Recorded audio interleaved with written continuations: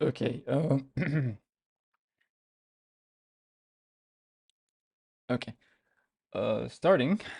Uh, so again, Assalamu alaikum, and today this is lesson 4 of our series of the alphabet series. Um, Today, lesson 4 is going to be a continuation of what we learned yesterday. Yesterday we learned about 4 uh, consonants, 4 letters. In lesson 3, we learned about the sound th, as in tha, letter tha, as in thin, thought, ether, think, and we learned how to produce the sound. We also learned about the consonant re, and we differentiated it from the English R, as the Arabic R is more of a tongue flap, not a turn, as your tongue, the tip of your tongue has to flab when you're saying it. And then we moved to the letter sin, which was very straightforward because it's almost exactly like the one in English, s, as in sinking. And then we learned our first difficult sound, or not difficult. By now it should not be difficult, I hope. But our first sound that has no English equivalent, which is the letter sod. And we also learned how the vowels after the letter sod and other letters, we called them the velarized sounds, how these vowels change in quality, becoming from a into o, as like ba and saw. And we also agreed that this feature continues with other consonants from the same quality, which is the velarized quality. And today we're going to learn another velarized consonant. And then we move to the last pair of vowel, which is the kasra. We learned that the kasra produces the sound e, as in pit. And we also learned about the long vowel, which is represented by the letter ya, and it gives the longer sound, as in machine, E. We learned that we can write it by putting a small stroke under the letter, in contrast to fatha, which is basically a small stroke above the letter, which changes the sound into a, ba, and ba. And our last pair of vowels is basically the dhamma, which is technically a small little wow on top of the letter, and it changes the sound into bu, and the long vowel become boo, or oo, basically. So today we're going to jump to lesson 4. Before we start, any questions when it comes to lesson 3, as in these points, or should we jump to lesson 4? You can write any questions in discussions, or you can raise your hand to ask in voice if you want. So I would say there are no questions. Okay,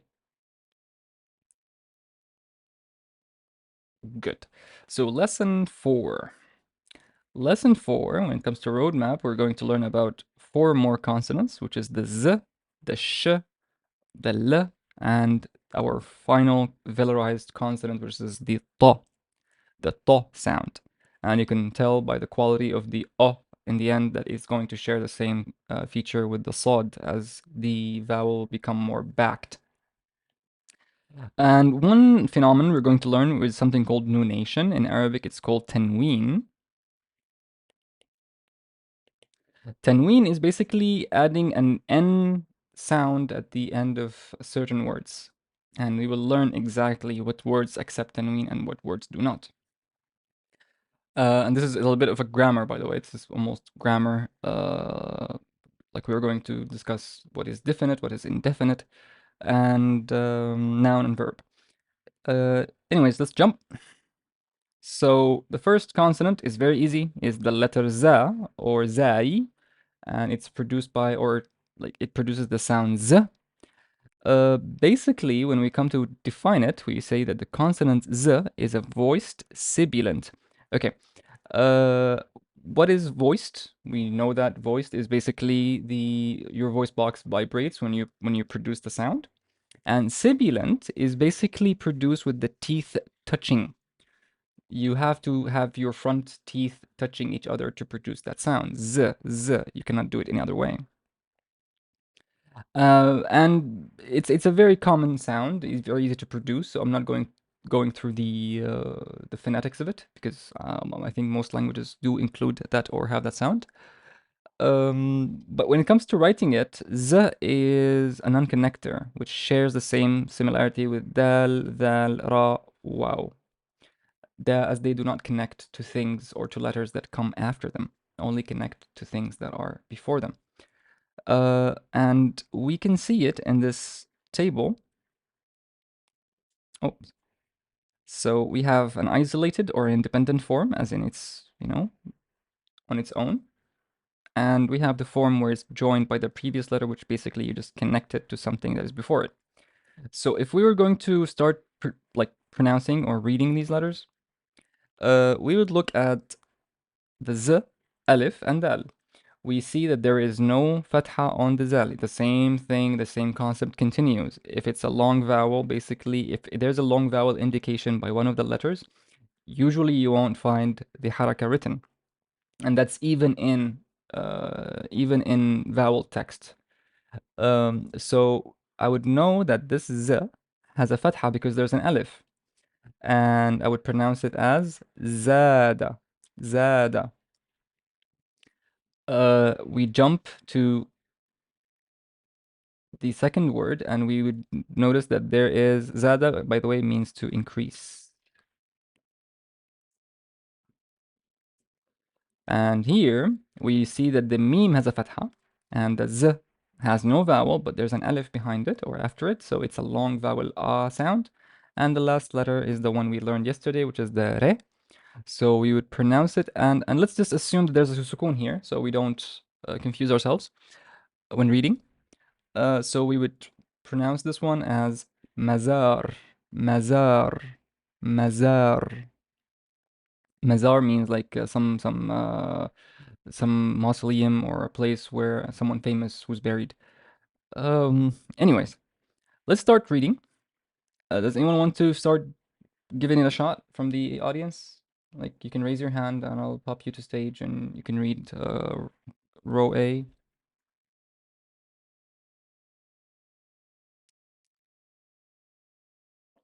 Mm-hmm. Okay, I see one is raising their hand, so I'll read it. So row A and number one is Meme has a fatha and the z has a shadda fatha. We learned the shadda is basically a doubling of consonant. Basically, there's two z here. One of them is consonant, or one of them has a sukoon, and the other one has a fatha. That's why there's a shadda fatha. So how would I pronounce this one? Is mazza, mazza, mazza, mazza. Okay, someone would ask, how would I pronounce it without the shadda on the za? As in, if I'm writing it like this. Oh, let me just remove these dots so don't confuse others. So I would pronounce it. This one would be mazza. This one would be maza, maza, maza, maza. In contrast to mazza, mazza, I double the z sound.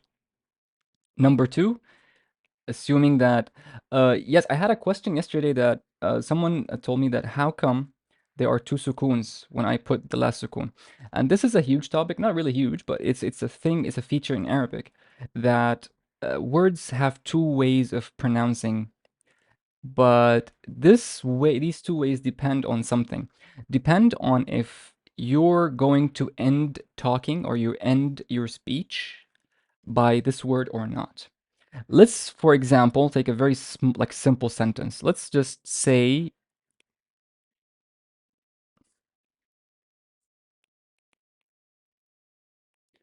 man is who? Anta, you. So the question is, who are you? Man anta. But now in Arabic, if this is a question, that means I'm going to end with anta, right? I can say man anta, or I can say man ant.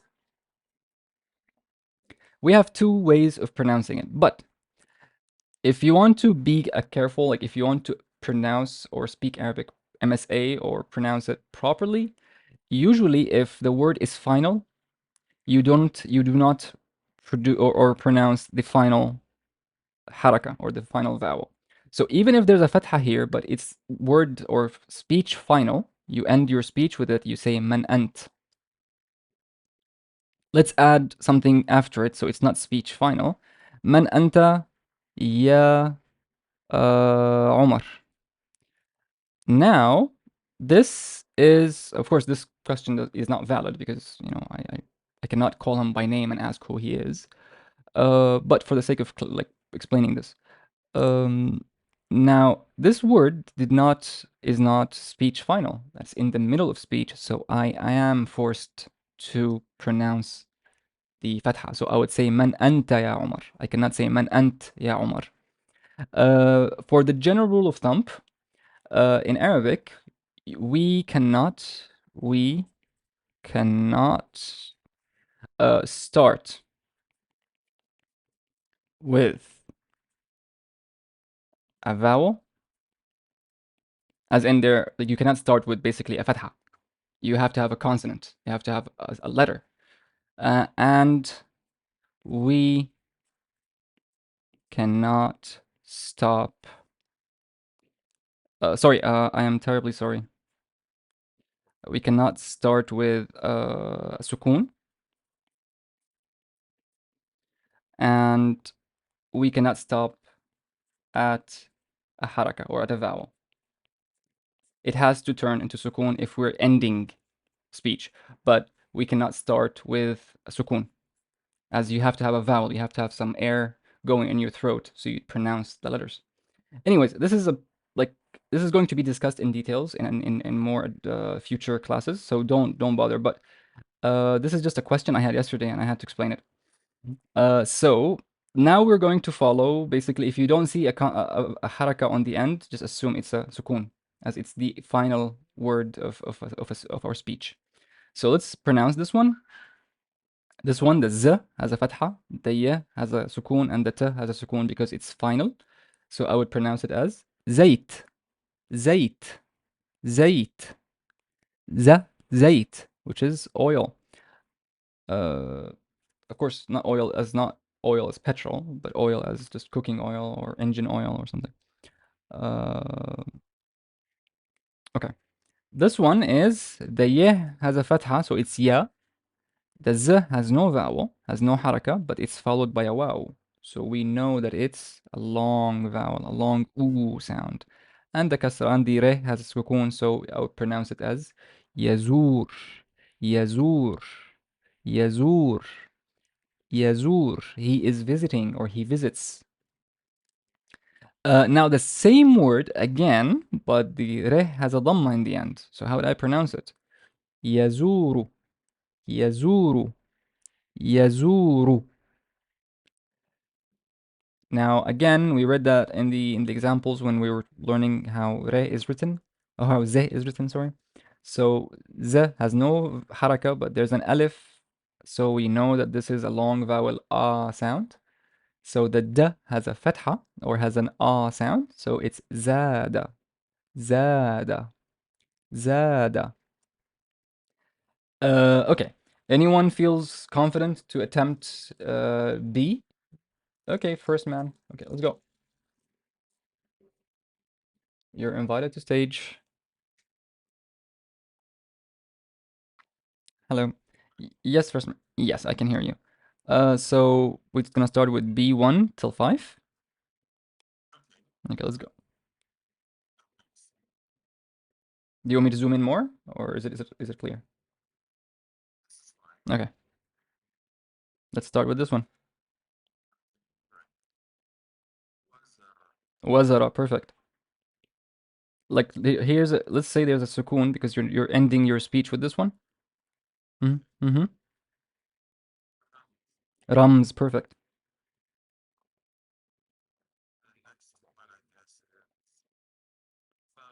Fawz, perfect.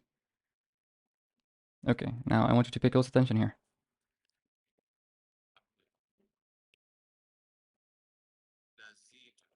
Nazidu, because the z here, basically there's a yeh after it, and there is no vowel, so we know it's a long vowel e sound. So it's nazidu, nazidu. Perfect. This one is easy. There, uh-huh. There's a fatha on the re. So perfect, perfect, perfect. Thank you very much, first man. Very good. This one, Zara. He visited. Yeah.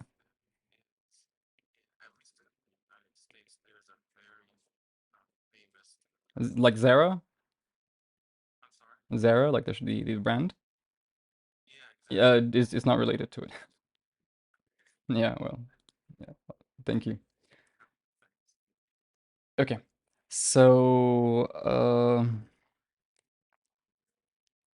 call out Rosie. Anyone feels interested in reading? You can raise your hand, and as first man did, and read 5 letter.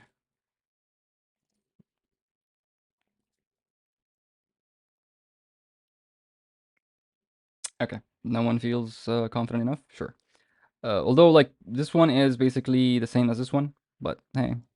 Anyways, I will just read it myself. So, if you look at the first one, number one, we say that the wa has a fatha, the z has a fatha, and the noon has a fatha. So it's wazana, wazana, wazana, wazana, wazana. He weighs something, or he weighed something, as like weight on a scale or something. Anyways, let's jump to the next one. The noon has a kasra. The z has no vowel, but it's followed by an alif. So we know that it's a long vowel ah sound. And the re, because it's a speech final, we're going to put sukun. Uh, so it's nizar, nizar, nizar. And it's a common male name in Arabic. This one is very simple. The fa has no vowel. Why? Because there's a fatha, there's an alif, so it's a long ah sound. So it's faza, faza. He won. This one we read it here before, so it's mazza, mazza, mazza. Here the word wazir, the w has a fatha, so it's not a long vowel. It's a consonant. It's a wa sound, but the z has a ye after it, and there's no vowel, so we know there's a kasra. So it's wazir, wazir. There's a sukun. Wazir, wazir, wazir. Wazir means some sort of a minister or like a government rank. Um,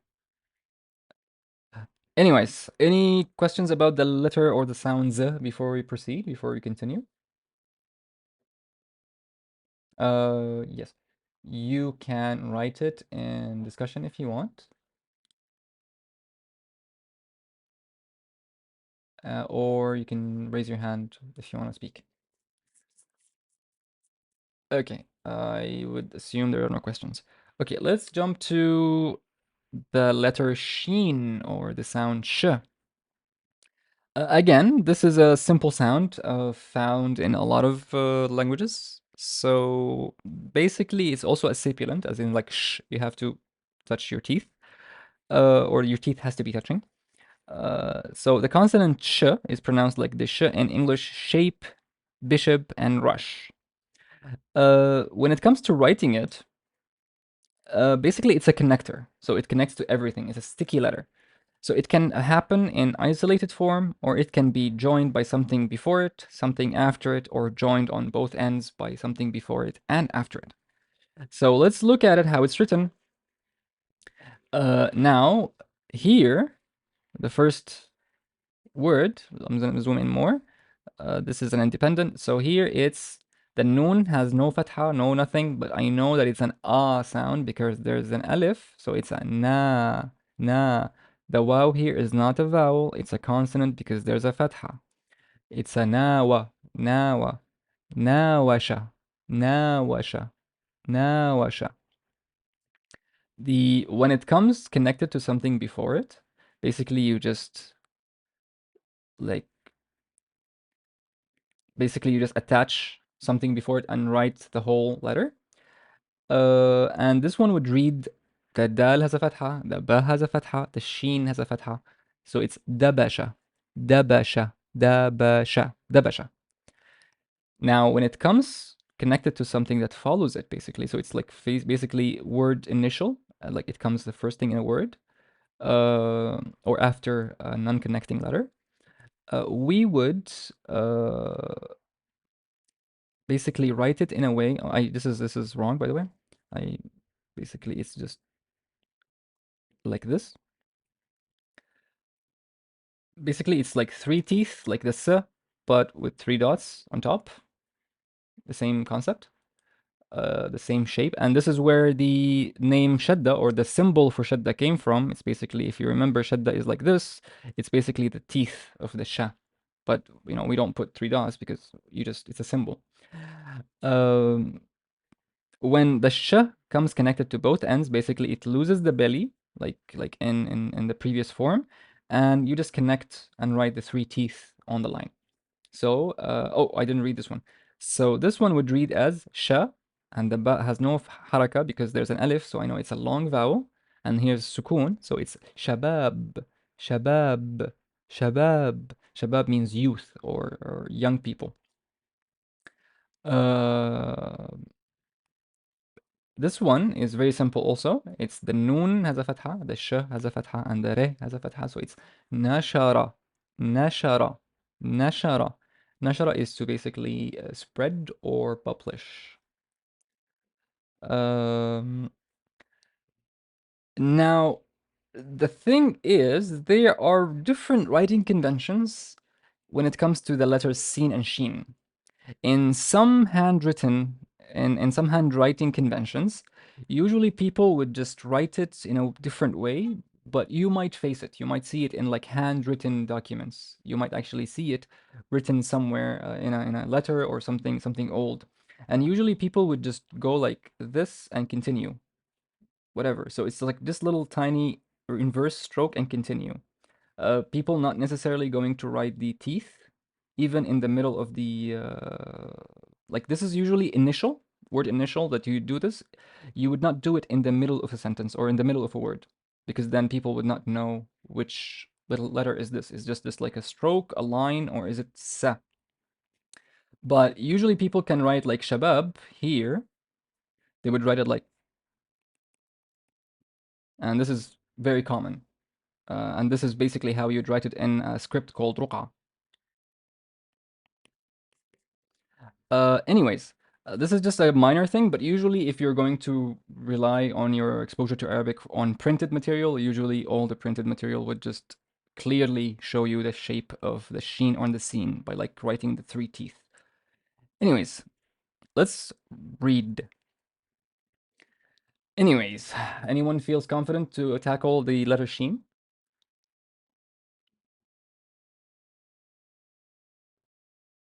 Maya and first man. So Maya, you will take A and first man will take B, if that's okay. Okay, Maya.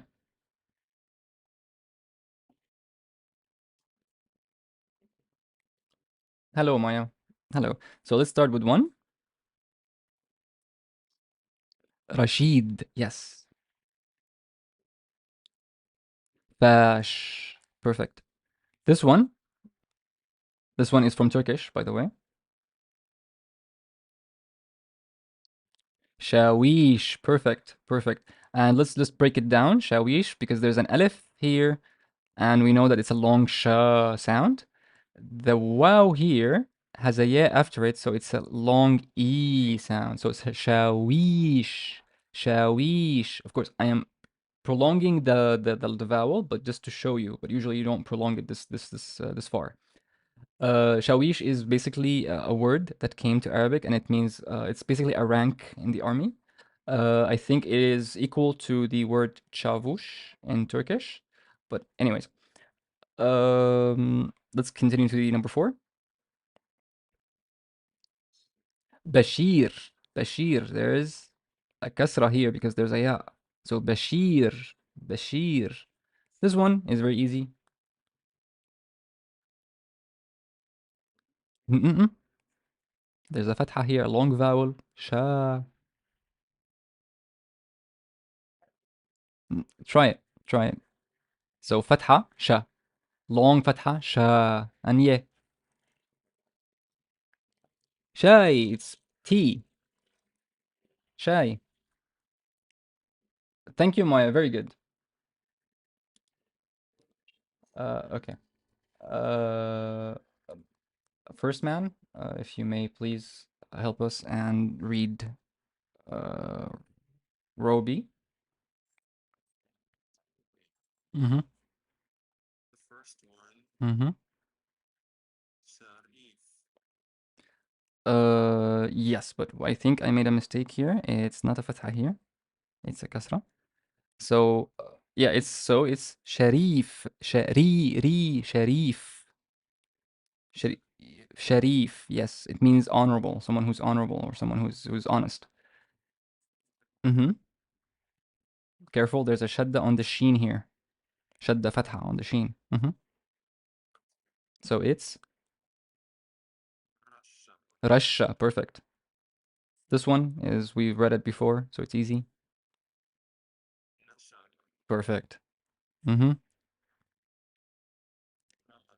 Ramasha. Perfect. Perfect. Perfect. Perfect. Thank you very much, Rosnan. Good job. Okay. Anyone want to take Rosie? Or should I do it?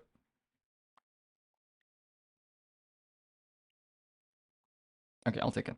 So, number one is, we'll assume there's a sukun here. So it's Bashar. Bashar is a collective name, is just a name for humans or people. Bashar. Bashar. And people would ask, like, okay, where did it come from? It comes from the fact that this root means something with a skin, as like basically like human skin. And that's why human skin in Arabic is called bashra. And you'd read it a lot on like products for skincare. Uh, Next one is rafasha. Re fatha, fa fatha, and sh fatha. So it's rafasha. Rafasha.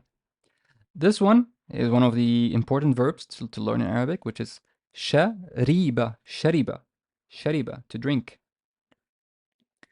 Uh, this verb also, it's this one is the past and this one is the present, is yashrab, yashrab.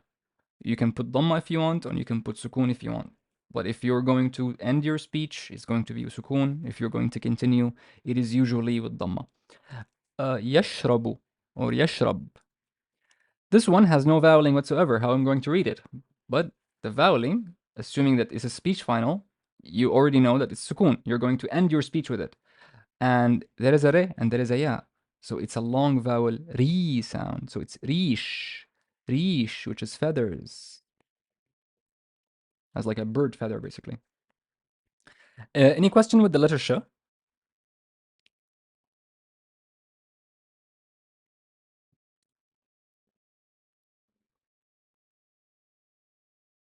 Okay, I would say there are no questions. Let's jump on the one of the easy letters that is also found in other languages, but in Arabic, it has a quality that we have to discuss. Okay, letter lam. Lam is also a consonant in Arabic. Um, but we have to pay close attention to one of the very subtle features that you might hear it very often and ask yourself, okay, why was the lamb pronounced like this? And why is the lamb pronounced like that? So here I'm trying to kind of, show you the difference.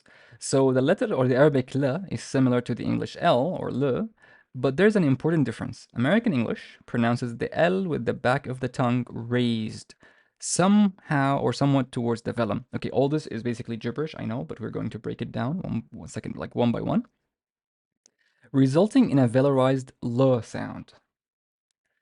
If you remember, the word velarized occurred before with the letter Sod, and that meant that it kind of happens in an area around here, and that's why the area is called the velum, which is basically the fleshy part at the back of your mouth. Basically, after the bony part at the roof of your mouth, there's a fleshy part where your uvula happens, you know, that little dangly fleshy thing.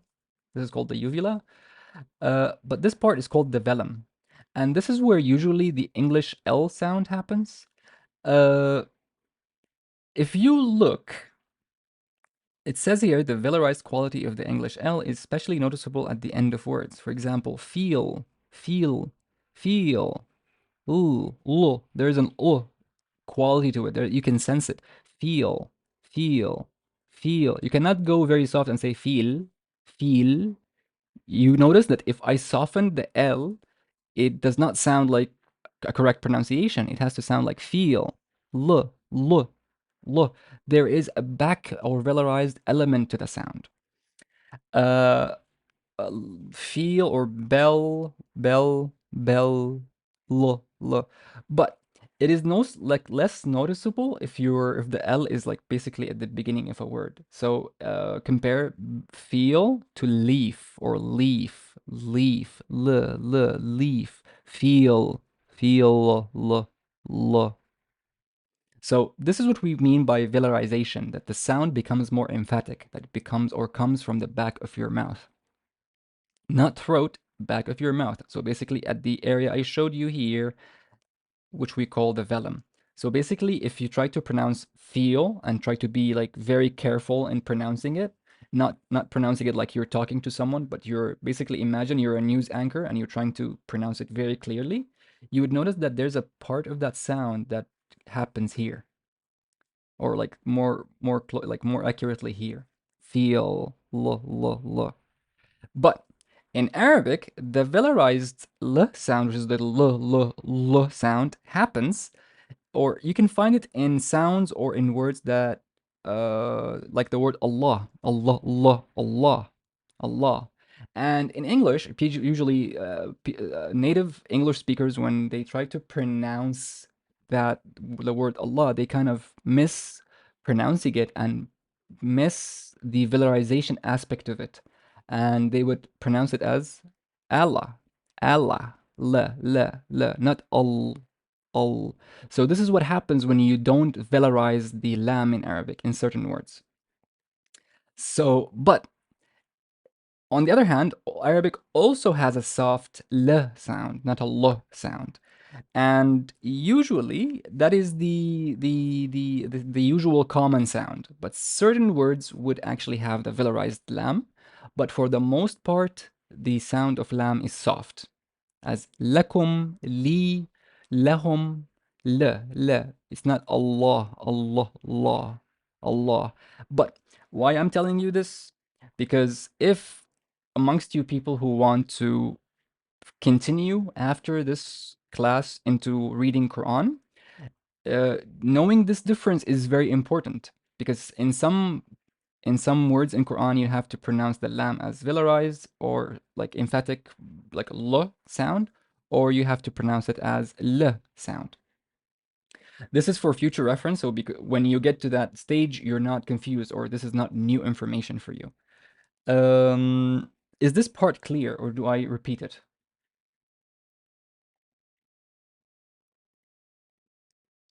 You can. I really need to know your feedback on this one, because you might hear it uh, differently and have questions later on. Okay, everyone seems to be on board. Okay, and like notice that even the word Allah can assume the both pronunciations. Exactly, light and heavy. Allah can like assume these two different pronunciation of the lam.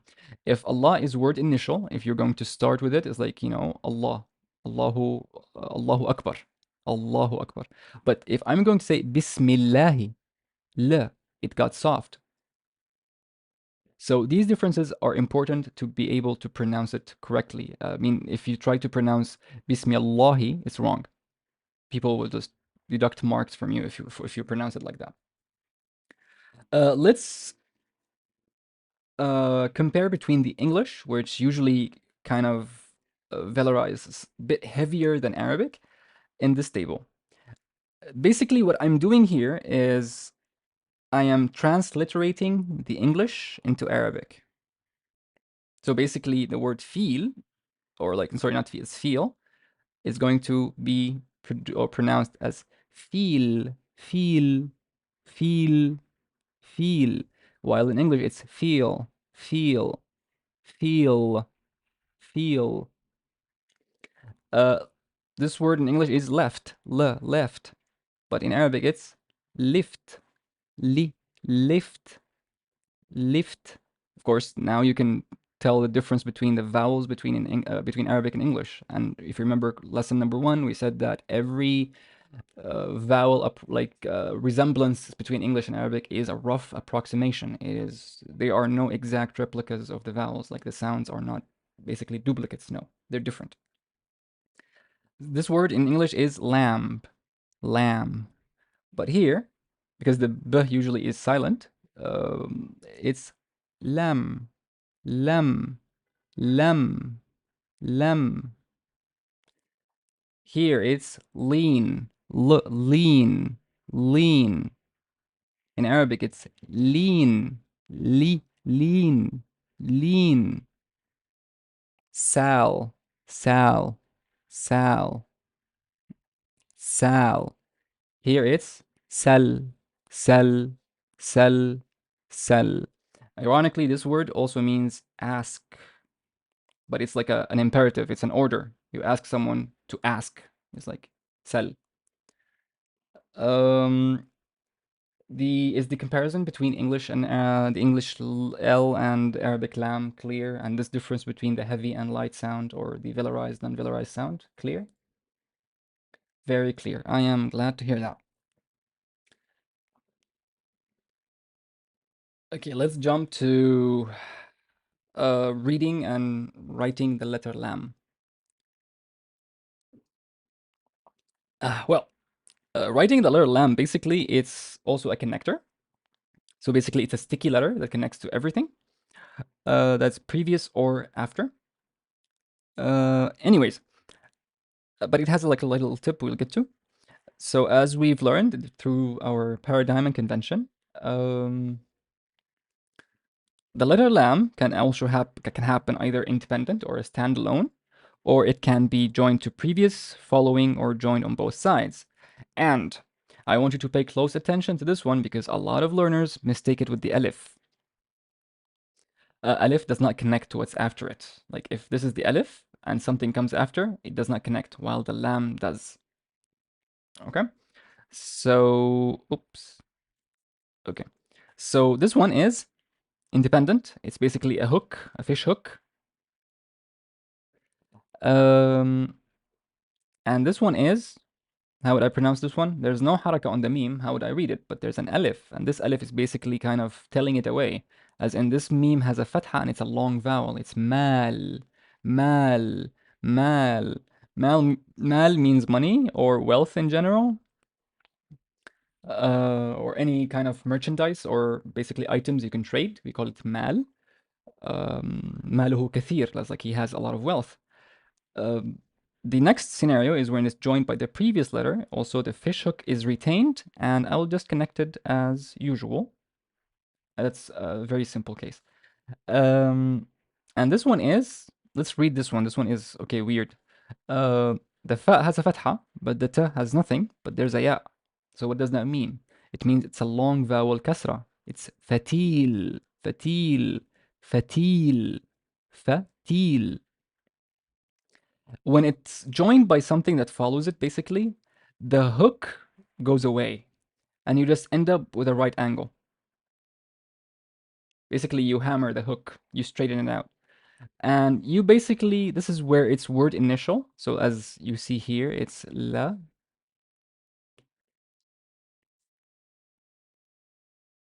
Okay. Now, oops, let me just erase these so I don't confuse people. Okay, let's start with this, reading this one. Okay, there's a fatha here, and I may or may not have forgot to put a haraka in the middle, but let's assume it's fatha. How would I pronounce this? La, la, it's a soft lam. La, labasa, labasa, labasa, labasa. Again, here, where I did not forget to put the haraka or put the vowels, the ba has a fatha, the lam has a fatha, and the d has sukun, because as we said, it can be pronounced this way if it's word or speech final. We say balad, balad, balad. Balad means country or state, basically. or someone's origin. Now there is a something about writing the letter lam, but it has a special case when it connects to the alif. We said that the lam, when it's word initial, it's basically a right angle. Now you have one of two options when it comes to writing it, like handwriting. You can either go the easy way and just put an alif here, and it's completely acceptable. You can write it like this, and this would mean la, which is your first one of the most essential words you have to learn. It's no, la, la. Some conventions, sometimes you hear like you find it written in a different way, but it's the same thing. You find it written like this. And this is also la, and you can see it here, or you can see it like this. Of course, this one, usually this one is like the one I wrote here is it's like it's acceptable, but the original use case was if it's connected to something. Like when I would say without something, I would say bila, you know, that's the correct way. But usually, modern writing convention would not have a problem if you wrote it like standalone like this. It's completely fine. But if you want to be like super, super accurate and pedantic, usually if you're going to write it standalone, this is the way to go.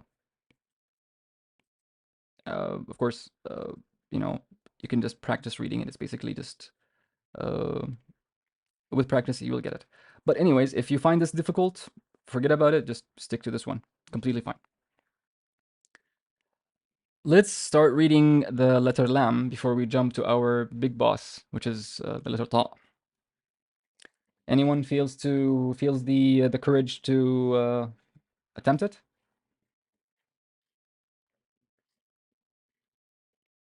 Meme. Let's go. Sorry. Before we start, there are a few questions I have to answer. Meme, you asked like, what does fatil mean? Fatil. Okay. The common modern standard usage of it is basically, it could mean something like whatever is braided, like basically threads that are braided together. We call it fatil or fatila. And usually this one would kind of modern day, if you find it in like journalist context, it would refer to like, the lighter wick, the string that you had to attach to a lighter, that it lights a candle or a lighter, for example. We call this fatil. And it usually is kind of very tiny, and in Quran it has occurred وَلَا يُظْلَمُونَ فَتِيلًا, is like and they will never be and we will not do injustice towards them even by the smallest amount of a fatil, which is basically like a candle wick or something. Anyways, and Khan asked, balad also means district. Yes, it's basically any kind of locale where people live in, you can call it balad. Yes, the explosive, the dynamite stick, it has that little thingy sticking out of it, the little thread that you light up. This is, we call it fatil. Any more questions regarding meanings or وإياك Khan? Okay, let's start with A. Anyone wants to read? Uh, Meme, yes, I forgot. Let's go, Meme. Coming up on stage. We're gonna start with A, with row A. Wa alaikum salam. Yes, very loud and clear. Yes. Mm-hmm. Lan, perfect. Balad, perfect. Dalal, perfect. This one is mail, perfect. And this one, mal, perfect, perfect. Very good. Shukran jazeelan, Amin. Okay. Anyone wants to attempt B?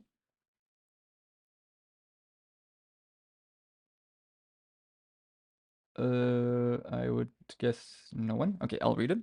So B is, we're gonna start with one. This one is a collective noun also.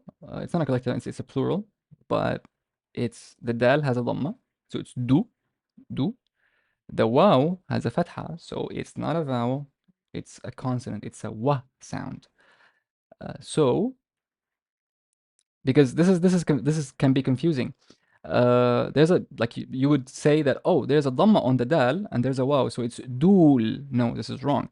Why? Because there's a fatha on the waw. So that tells me that this waw is a it's a consonant, not a vowel. And if it was the case, it would be written like this, without any sort of haraka on the waw. And this way I would pronounce it dul, dul, dul, because it's a long vowel. But here, there's a fatha on the waw, so no, I cannot pronounce it as a long vowel. I'd pronounce it as dual, duwa, dual. Dual is basically countries, or it means countries. Okay, so this one is should be easy. There's no voweling whatsoever, but it gives it away with that I have a sukun because I'm ending my speech with it, right? And there's a fa or a fa sound that has no haraka, no vowel, but there's a ya.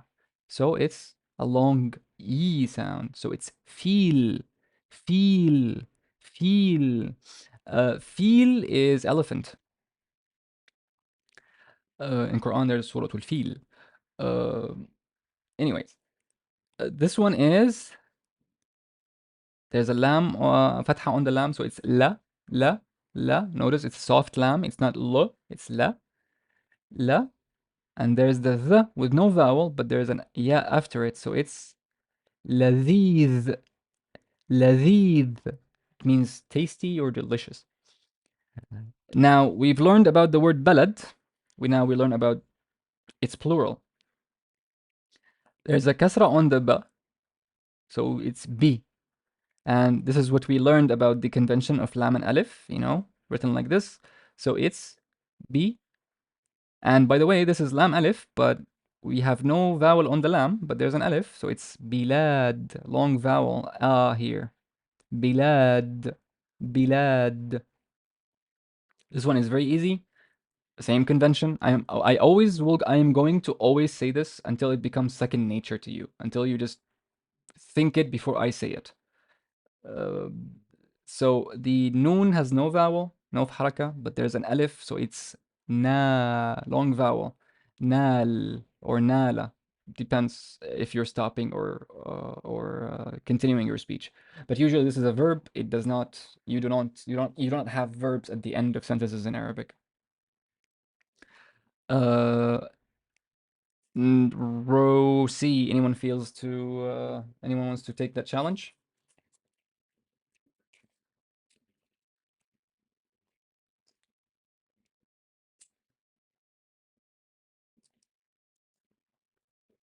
Maya, yes. Let's go.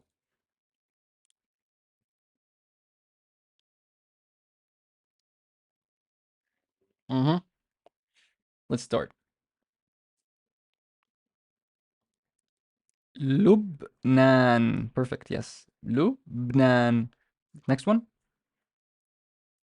Salam. Salam. There's fatha should be fatha here, but I forgot to write it. And this is lam alif, so it's long vowel. Salam. This one is a country name, but it's a very good practice of long vowels. How do you pronounce this?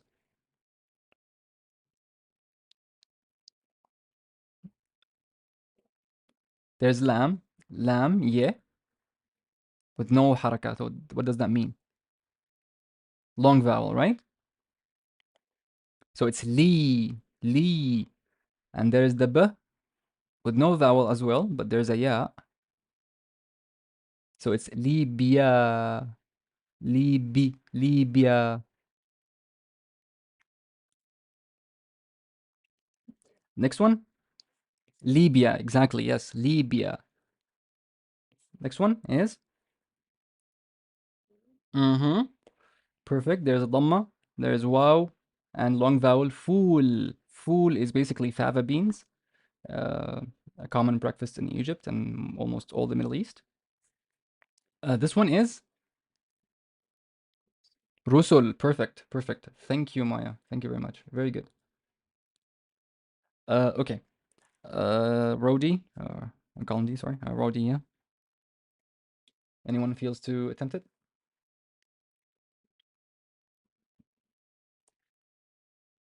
Okay, I'll read it then. So D here, this is a common male name. The S has a fatha. The lam has nothing, but there is a ya after it, so it's oh okay, blackout. You want to attempt it? Okay, sure.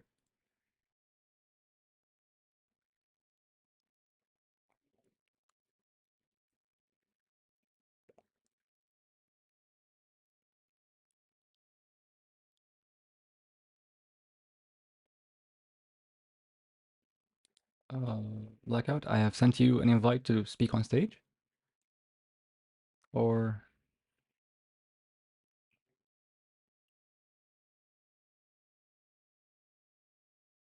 okay.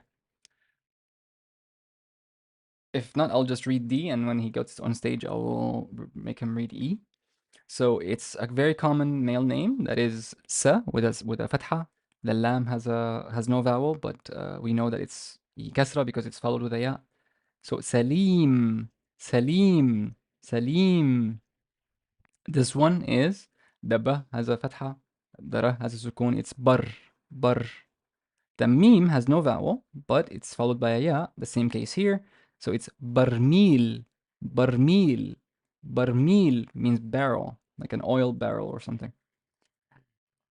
This one looks funny, but the noon has a kasra, the lam has a sukun, and the final noon has a fatha. How would I pronounce this? This is nilna, nilna, nilna, nilna. Of course, this is a verb, but it's conjugated, and we will get to when we get to the verb conjugation. I'll remind you of this verb. Um, okay. Blackout. Welcome on stage.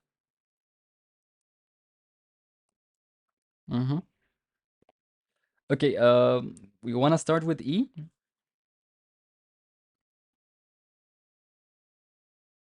So this is perfect. Mm-hmm. Zalzala. Perfect. Zalzala. This one. Yuflisu. If you want to put a dhamma in the end, that's correct. Yuflisu. Yuflisu. As in, he runs out of money, basically. This one is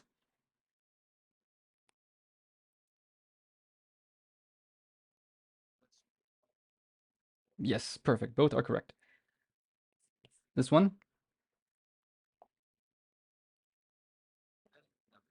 Della. Perfect. Very good. Thank you very much, Blackout.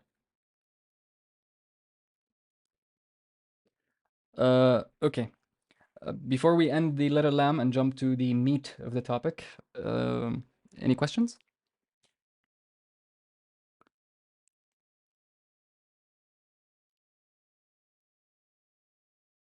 I would assume not. Okay, the letter ta. Ta is also one of the sounds that has no equivalent in English, but it's a bit easier to produce than sod. If you managed to produce sod correctly, ta will not prove a problem to you. Let's start breaking it down. Now, a consonant, ta, is a voiceless. We remember that voiceless means that it does not, voiceless means no vibrations in your voice box or in your larynx. If you put your fingers on your bony part of your neck and try to pronounce the sound ta, ta, ta, it usually does not produce vibrations. And you cannot feel them. As opposed to the letter z, z, z. If you say z with your hand on your bony part or your Adam's apple, basically you can hear it or you can feel it vibrating. So we know what voiceless is. So alveolar. What does alveolar mean? If we look at the picture, this picture is very important because it shows us what those words mean. You can see there's a word here, so it says alveolar ridge.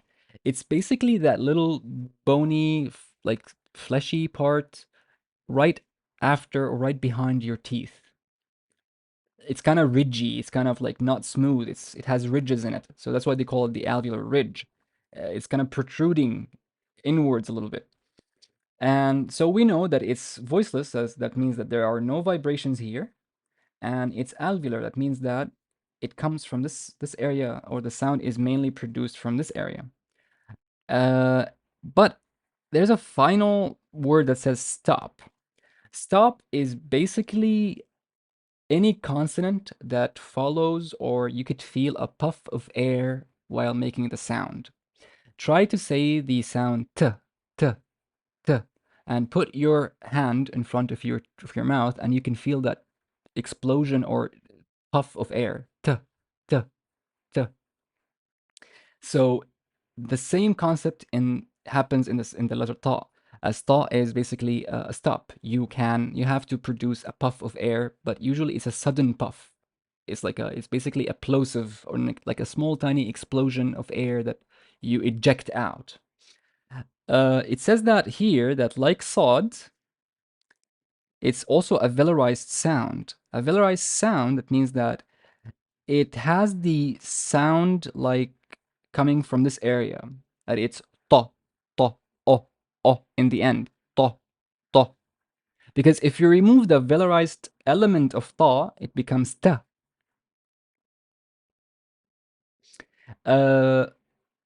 Let's see the difference between it and between ta and ta right now.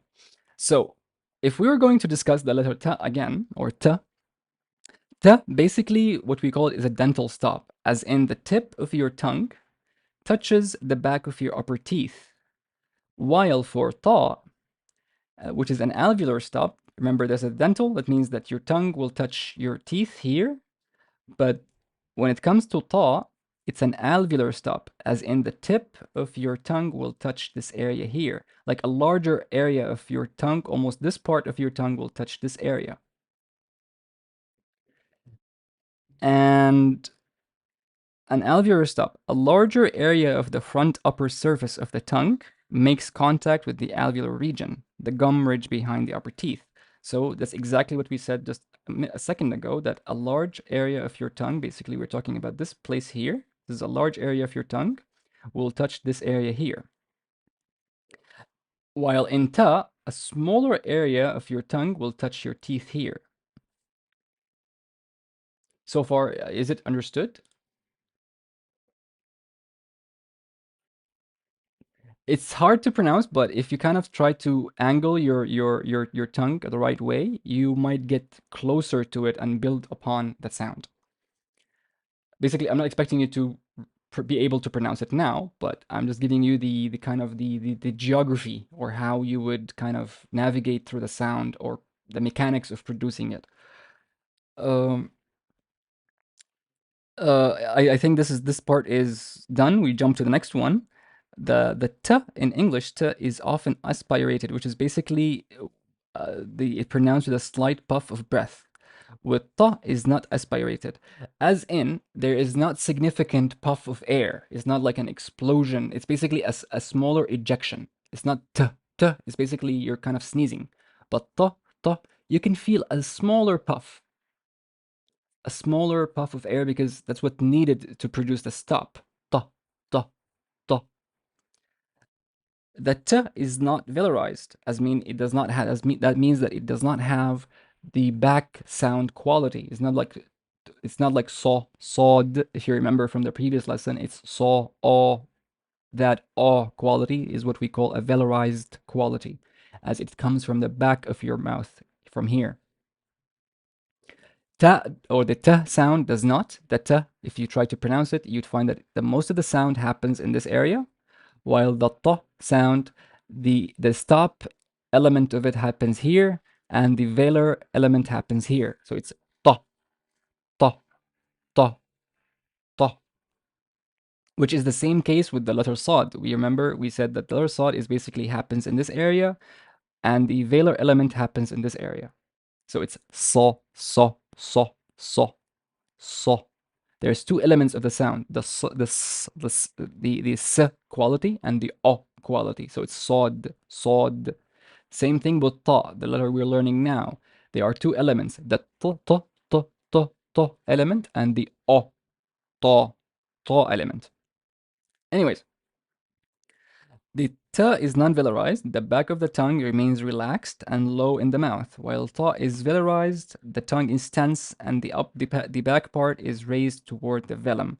All this jargon means that when we are pronouncing t, the tongue is basically relaxed. But when we're pronouncing ta, the tongue is tensed, and the back of the tongue is going this direction to produce the velar element of it, to produce the ta element.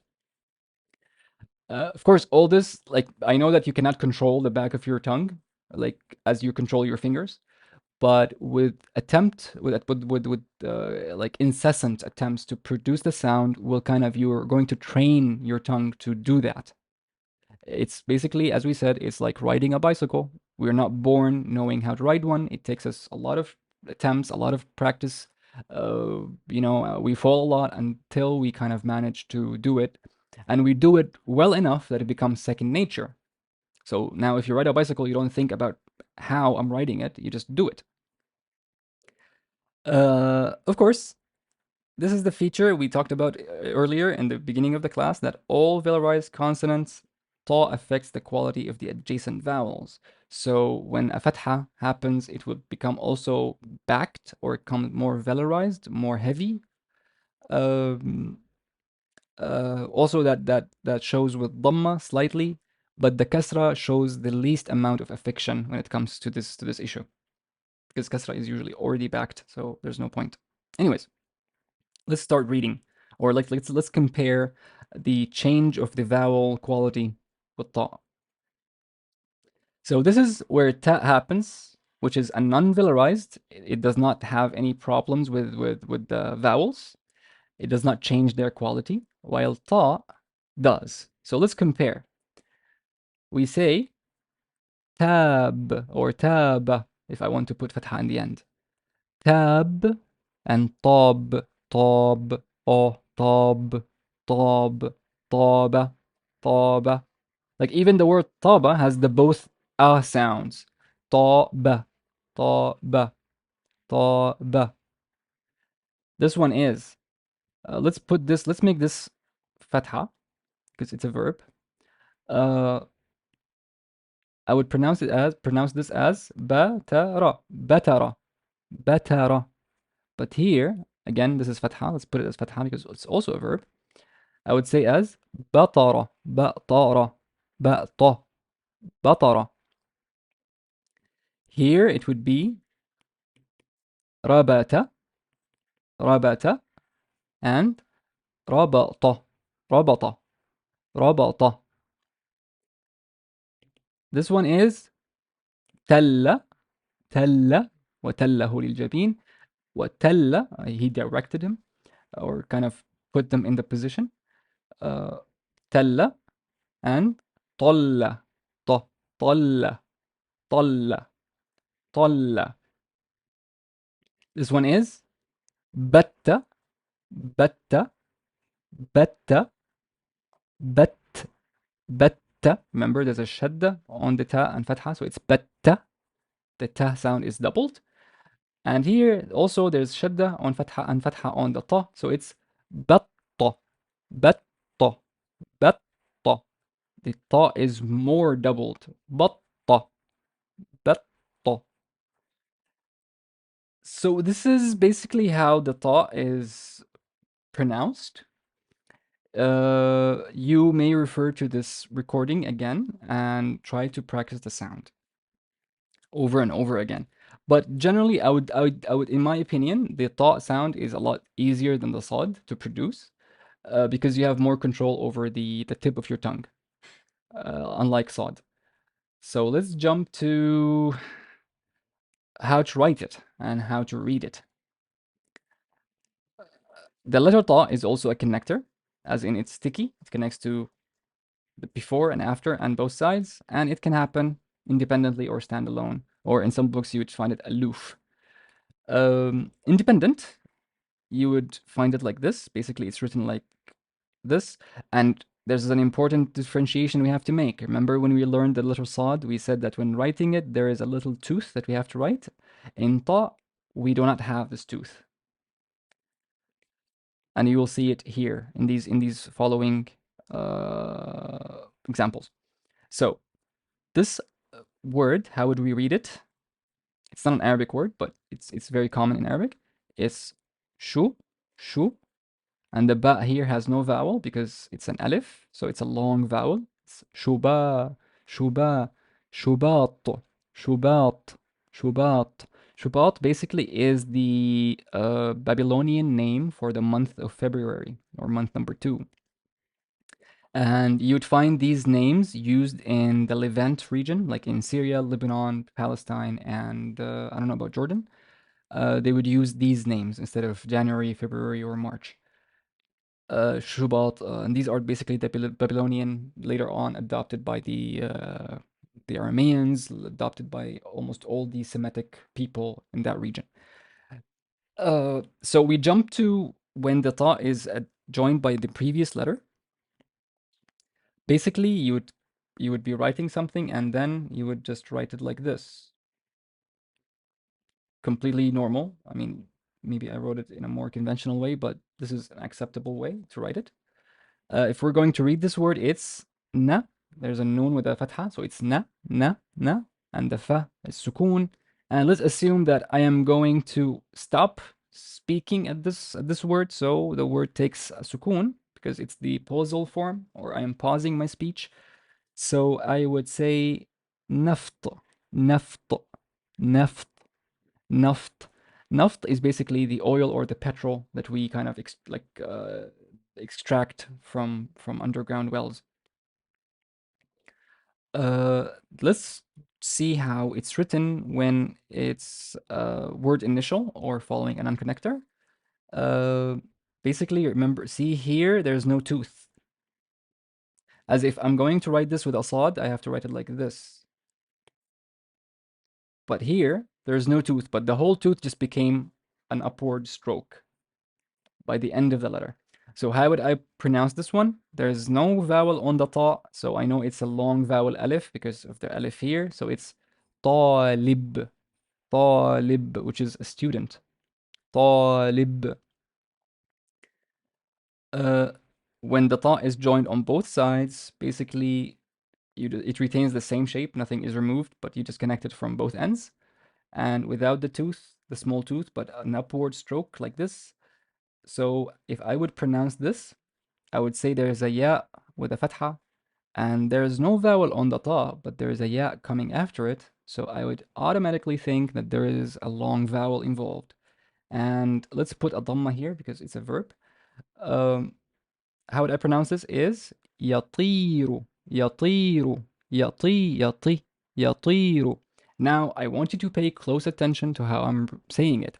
Yatiru, yatiru, yati, yatiru, yatiru. Now, those with a sharp ear or a very musical ear would tell me that, oh, the kasra does not have the same issue with the vowel shift. Remember, see, compare between talib, ta, because fatha suffered from the velarization effect of talib, but the kasra is kind of a strong vowel. It did not affect, it did not show that much shift in the sound. So it's yatiru, yatiru. I did not say yatiru. I could not even myself be able to velarize the kasra because just my mouth does not know how to do it. Is the writing it clear, or the effect of velarization, the effect of the emphasis of the vowels clear with the ta? We discussed this in detail when we took Sad last lesson. You can also refer to the previous video and watch it.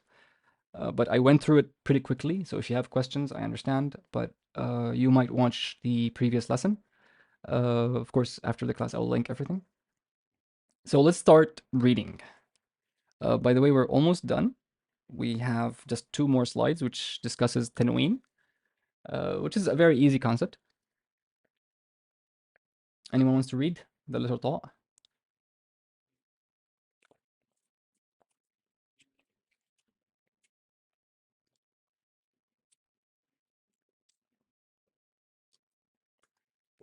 Okay, no one. I will start. So A1, as we read before, it's Shubat, Shubat, Shubat, and I'll put sukun here because it's final. It's at the end of my speech. Yeah, as meme says, don't be scared. It's an easy letter once you practiced enough. So this one is naft, naft, naft, naft. This one is طالب, طالب. This one is يطير, يطير, يطير. Depends on how you're saying or how where you're stopping with your speech. Number 5 is طمرة, طمرة, طمرة, طمرة. طمرة is to basically bury something, like hide it. Uh, B. Anyone wants to attempt B? Okay, I'll write it. Uh, this one is meme. Okay, let's go. And Faris, you will take C as well after me. After meme. Wa alaikum assalam. Yes, I can. So let's start with B1 and continue. Mm-hmm. ربطة, yes. طبيب, perfect. Not or ناطة, okay.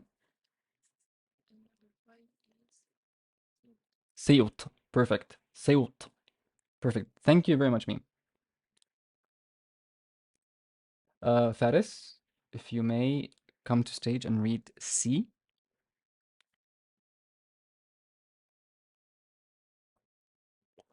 Asif, you will come. You will be reading D.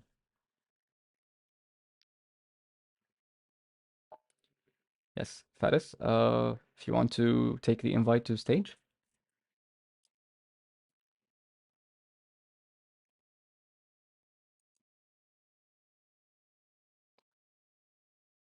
Okay. Asif. Okay. Okay, then Asif, you'll take C because Faris left.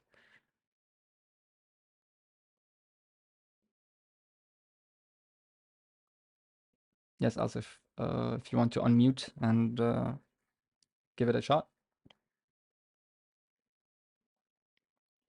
بطة. طمسة. Perfect. مطر. Yes, مطر. Rain. بط. Ducks.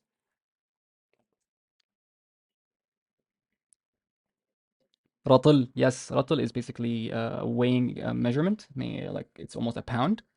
Or that's how they translate it. They translate رطل into pound. Very good, Asif. Thank you very much.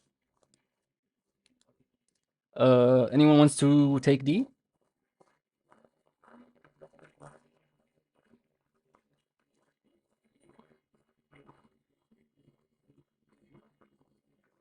No one. Okay, I'll take it. So I'm sorry, I'm just pausing because it's noisy outside.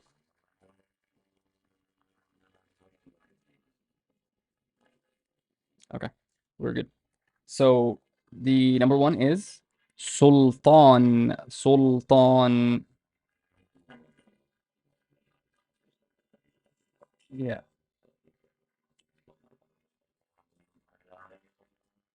Well, some people should not have cars. Uh, anyways, so Sultan, Ton, Sultan. Second word is نمط نمط نمط. The one next is also found in Quran. You read it very often. Is صراط صراط صراط صراط الذين أنعمت عليهم. Uh, صراط means path or basically method. Uh, this one is رطانة رطانة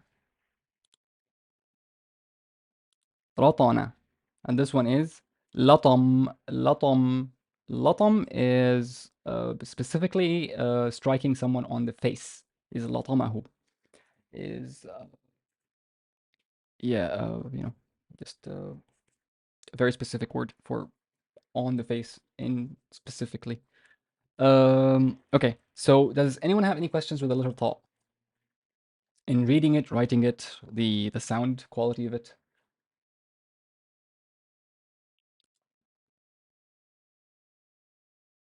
Okay, silence is a sign of either a really good thing or a bad thing. Anyways, um, we're going to discuss one of the very common things in Arabic. You're going to see if you're going to start reading or trying to practice, you might find this phenomenon uh, very commonly in written text. We call it nunation, and basically in Arabic it's called tanween. Let's read about it. So a lot of Arabic, many Arabic nouns and adjectives, and I want to be very precise here. I said nouns and adjectives are in essence are nouns, but they have a different function, as in they describe nouns. So that excludes verbs. Verbs cannot take tanween whatsoever. A tanween grammatically is a sign of a noun, a sign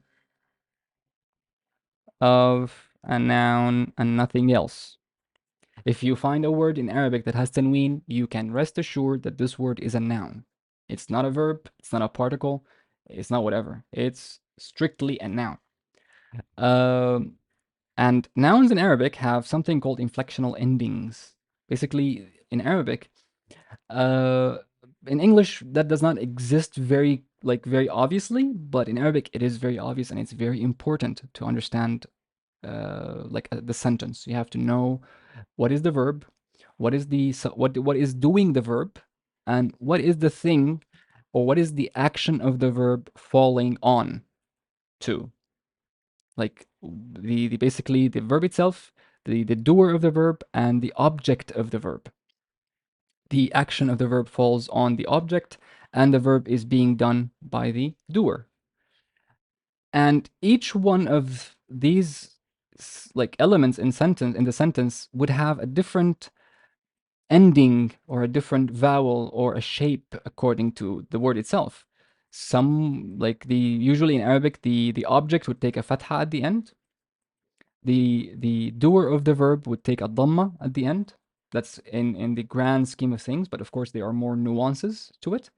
Depending on the noun, the number of it. Is it dual? Is it plural?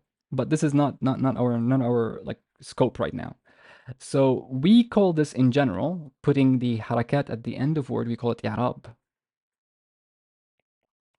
And the word i'rab in Arabic, if you want to look it up in the dictionary, it means to clarify something. And that's why the word Arabiya means the very clear language. Like you can go to someone and tell them that you are Arub. Arub is someone who is eloquent and very fasih, very clear in their speech. So how does that relate to tanween? Now, when it comes to nouns, basically the inflectional endings, as we said, it's either dhamma, fatha, or kasra, right? So it's u, a, i. But with tanween, we add an extra imaginary noon to the vowel or the sound. So it would sound like un, in, an, in which three different vowels indicate different cases and the noon indicate the indefiniteness. Okay, this is big talk. What does that mean? The vowels, as we said, the i'rab, the dhamma, the fatha, and the kasra would tell you the position of the word in the sentence, or what is the function of that word in the sentence. Let's take a very simple sentence in Arabic. Let's say أكل. This is a kaf, not a fatha. الولد التفاحة. أكل, I know this is a verb. It means to eat. Or in this sentence, it means he ate. الولد, who ate the apple? The boy, right? التفاحة is apple. And what did the boy eat? As in, what the action of eating fell on what exactly? Fell on the apple. So the apple is basically the object.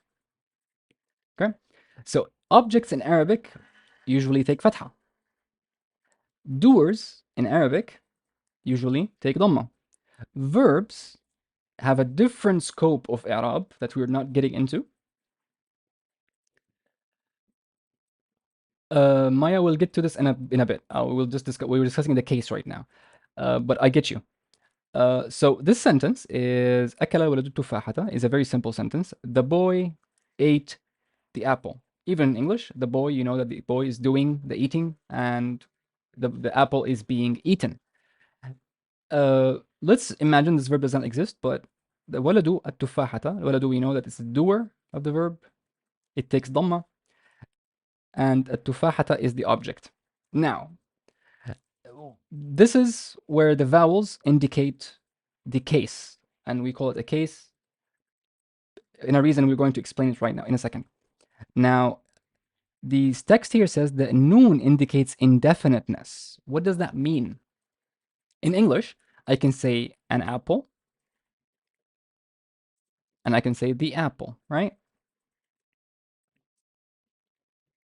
Both both are apples, but one is just a random apple that is not specific. You know, I ate an apple, so the person who's listening to you does not think of any special apple, any specific apple. It's an indefinite noun. It's just a random apple you found at home, you picked up, you ate. That's it.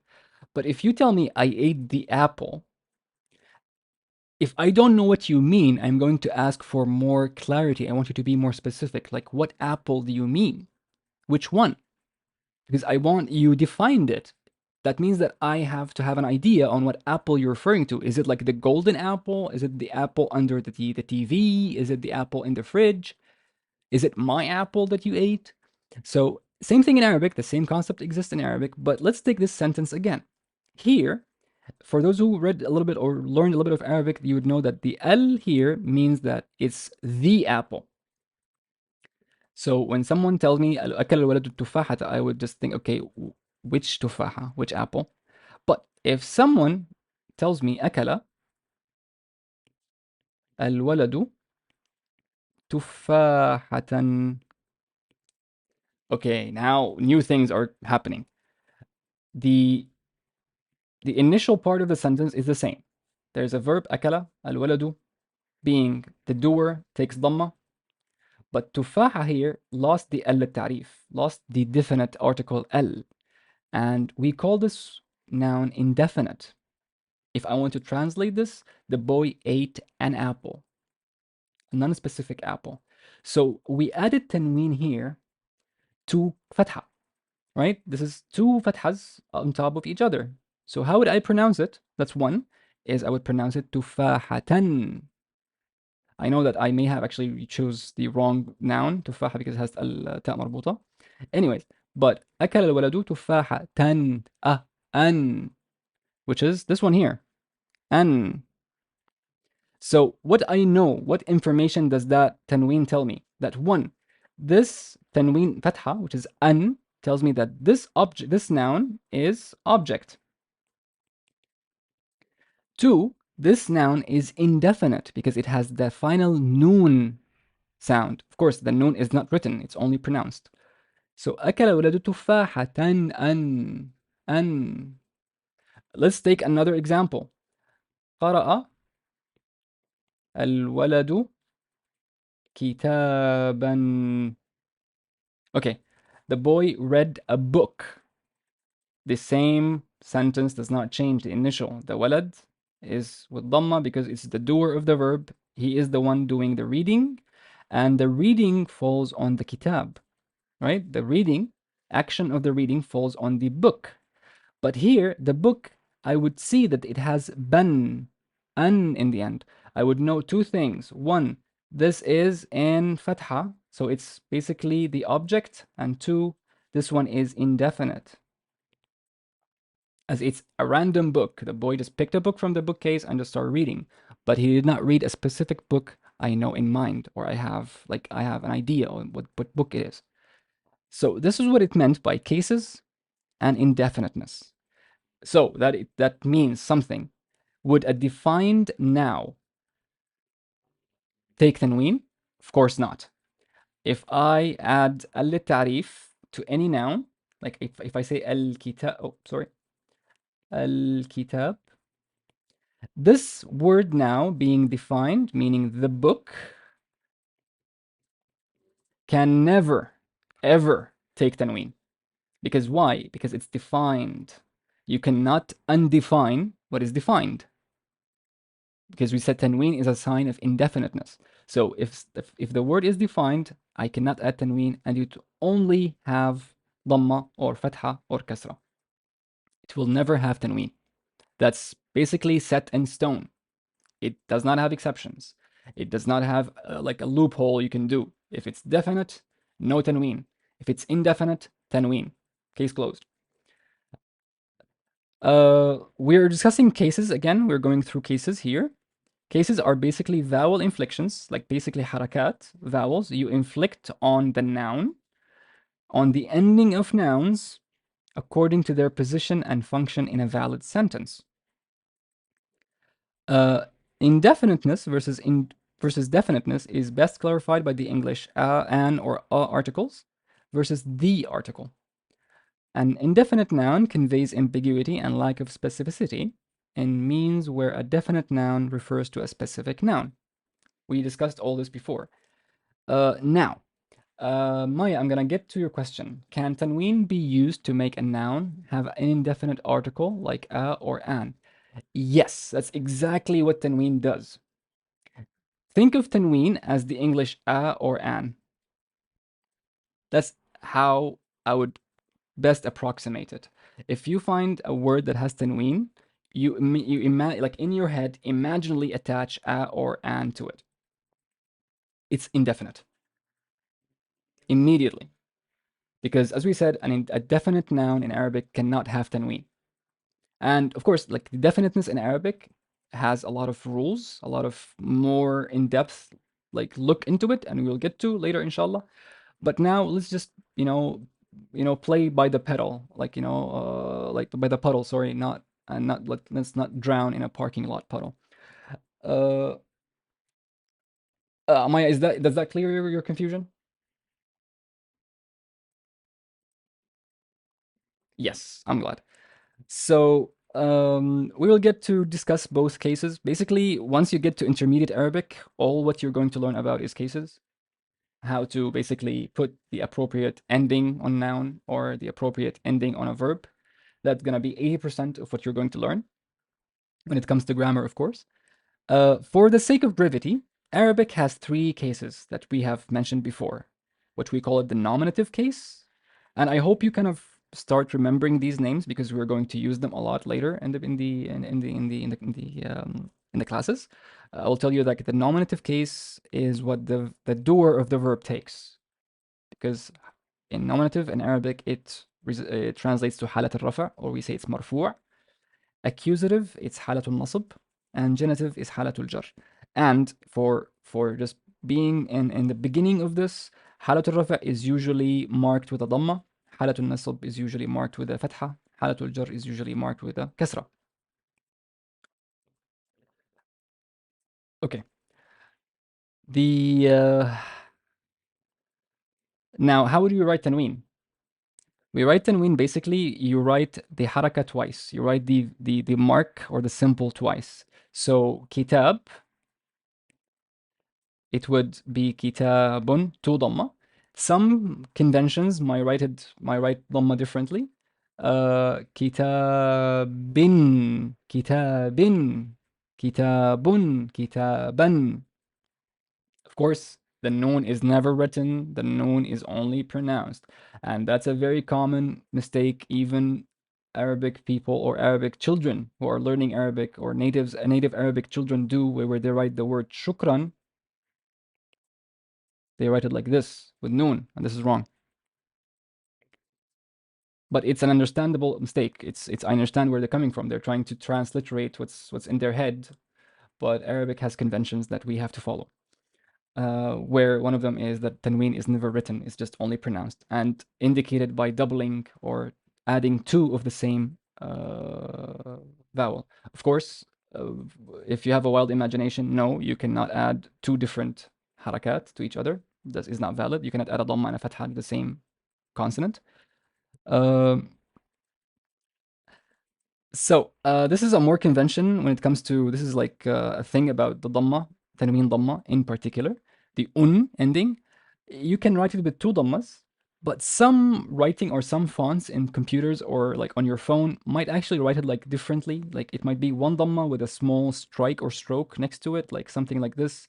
Some dhammas, some books have it like this. Maybe in Quran you would find it like this. Uh,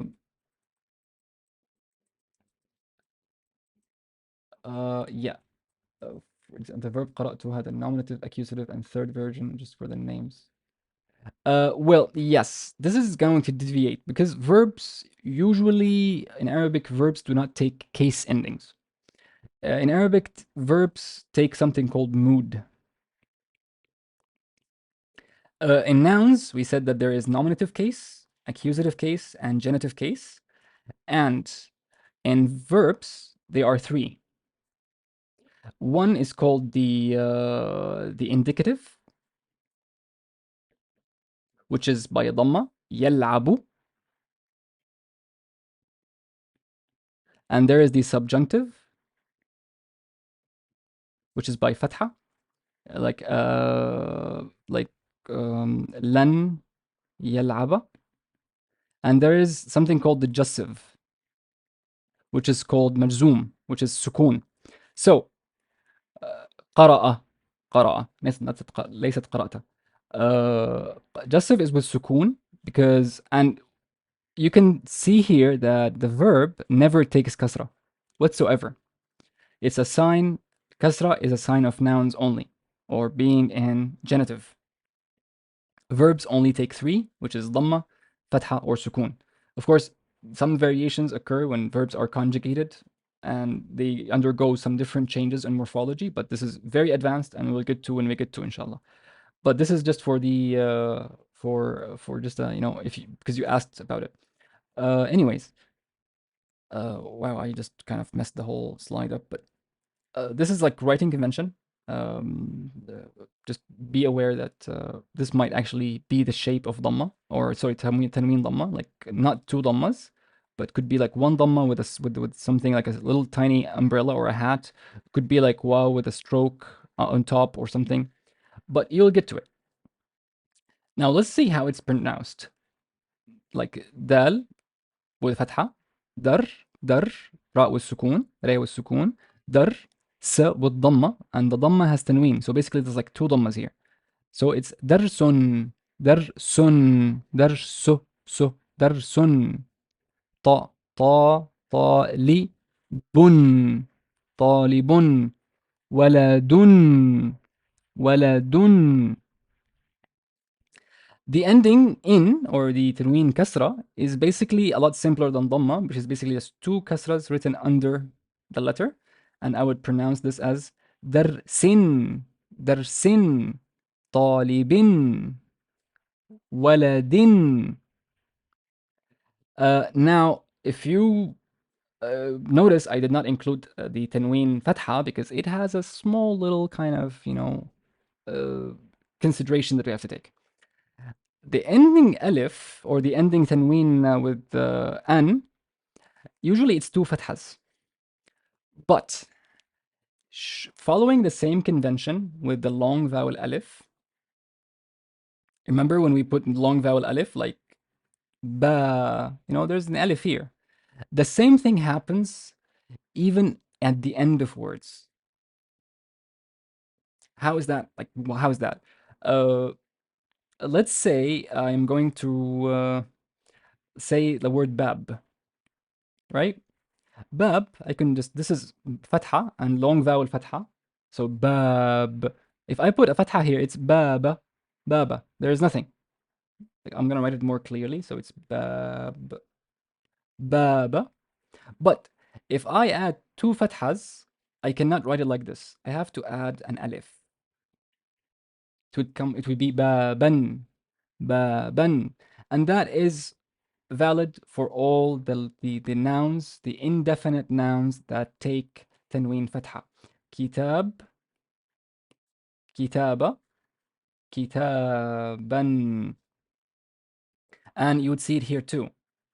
But let's finish reading this. The ending an is written with two fatha signs over the preceding consonant, and it's regularly followed by an alif, written as the last letter of the word. Thus, alif is a spelling convention that is associated specifically with the an ending and not to be mistaken for a long vowel alif.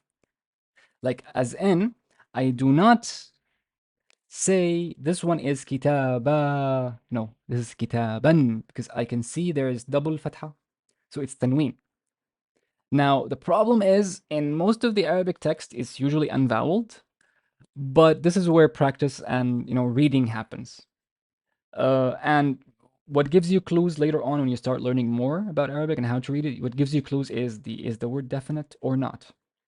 Is the word in is it referring to two people or was single? Because unfortunately, the word for two books is or the books of two people is kitaba, kitaba talib, the two books of the student. But I'm not going to derail you right now. But for now, just know that if there's a tanween fatha, there's an imaginary alif that has to be placed here. And it's not a long vowel alif, it's just to mark the tanween fatha. As you see here, of course, the tanween alif will connect to the other connector letter before it and remain isolated from if the letter before it is a non-connector. What do we mean by this? We mean that if the letter is a connector, it will connect to it, like darsan. See how the sin connected to it and the ba connected to it. But when the dal happened, the dal does not connect to something after it. So we would write the alif as a standalone, like it's basically a stick. And the tanween would be placed on the consonant before it, not on the alif. This is wrong. This is a very common mistake, by the way, that people do, where they put the tanween on the alif. This is wrong. We have to put it on the consonant, because the consonant is the one receiving the tanween, not the alif. Wala da, dan. Um, is this part clear when it comes to writing the tanween alif? Yes, exactly, Gojo. When two fatha, it would make the sound an. كتابا درسا طالبا. This is like we're going to like we're almost done now, but we have to read this. Anyone wants to give it a shot before we conclude our lesson for this weekend, and we see you again, inshallah, next weekend? Maya, let's go. And Gojo, you're taking B. Maya will be taking A.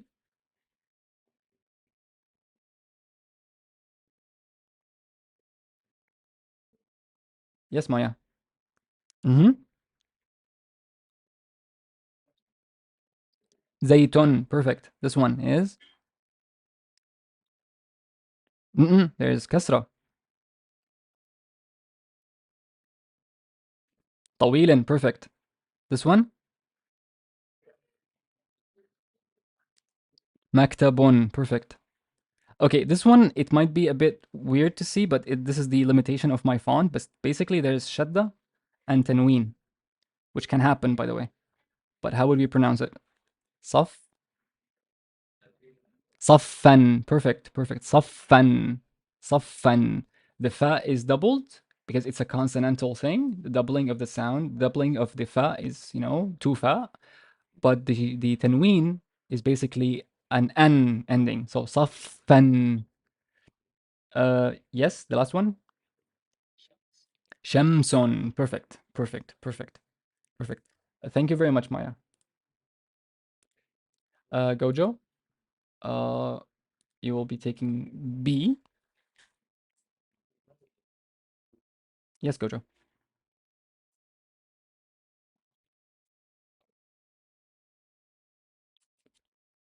Gojo, if you want to start.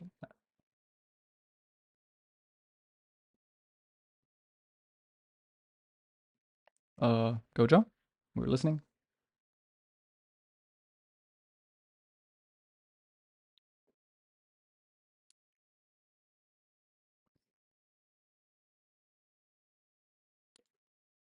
Okay. Uh, okay, Gojo. I'm going to read B, and if you're back, just raise your hand again. I'll pick you up to stage. Okay. So this one would be Sheen has no vowel, but there's an alif after it, so it's long vowel sound. So it's sha, sha. I forgot to add the vowel here, so it's kasra.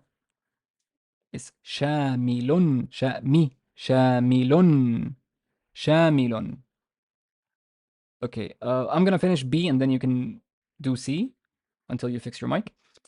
Now this one is balad. If we were going to end our speech, it's gonna be balad. And here in this example, so it's ba'la, and the dal has tanween fatha because we know by the alif, final alif, and dal is not connector, so the alif is standalone. So we say baladan, baladan, baladan.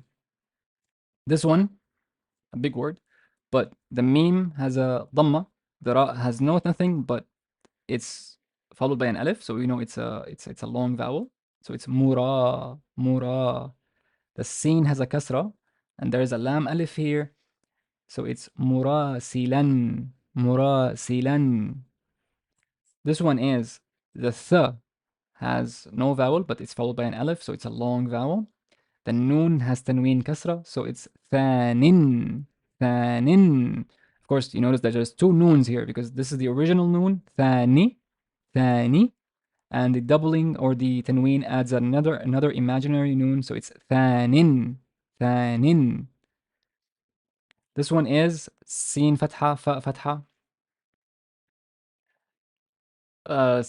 and sin fatha, fa fatha, and re has dhamma tanween, so it's safarun, safarun.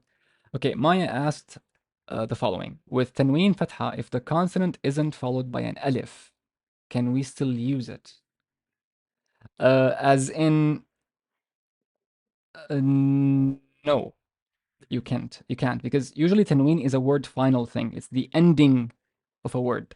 So if the word ends with a tanween fatha, you have to put an alif.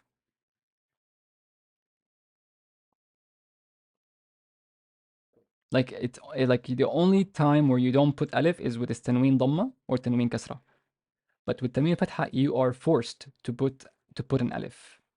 This is non-negotiable. But the issue here, if this alif connects to whatever comes before it, if the letter that comes before it is a connector, like ba, noon, ta.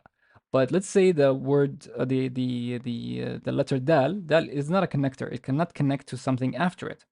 So if I want to write something after it, I cannot connect it. I have to put like a small tiny gap and write. So in this case, I have to put a standalone alif. In case of course, if this was the tanween fatha, but this one is tanween dhamma, tanween kasra. Sorry. Okay, Gojo. Let's start with the number C or C. Hello. So let's start with one. No, wadin. Perfect. This one is fa kasra, lam sukun, and mim has tanween fatha. So fi. Mm-hmm. Fil, filman, filman. Perfect. This one is very simple. Baban. This is a long vowel. This is a long vowel. Baban. Yes. This one doesn't have vowels, but I'm gonna add them for you. So this is kasra here. Mm-hmm. Sorry, not kasra. I'm sorry. I'm sorry. I'm sorry. I'm sorry. I'm sorry. I'm sorry. Eh, no, it's you actually, but like it's fatha. I'm sorry. My bad. My battery is running low. So this is fatha. So it's ba bayton. Perfect. This one is there's a kasra here, by the way. Mm-hmm. Yeah, yeah, yeah. Rishan. Rishan. Perfect. Very good. Perfect. Very good. Mm-hmm. It means like feathers, but it's yeah. Thank you very much, Gojo. So I think by this we reached the end of our class. Now, are there any questions when it comes to Tanween? Pronouncing it, writing it, the convention,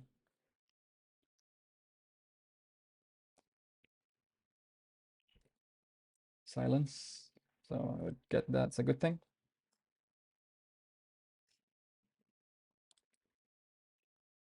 Okay, if there are no questions, I'm happy. But again, I repeat that if there are no questions now, but then you have or something comes up in your mind and you have a question, you feel free to basically ask it in the Arabic beginner. You ask it, you can tag me and ask me that, with a screenshot of the thing you did not understand, and I'll do my best to explain it again.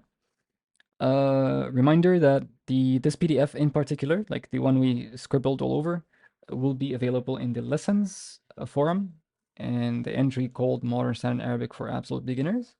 And I'll just when I end the recording, it will take a while until it just renders and uploads to YouTube, and I will post the link so you can watch it all over again to hear the pronunciation, to rewatch it again.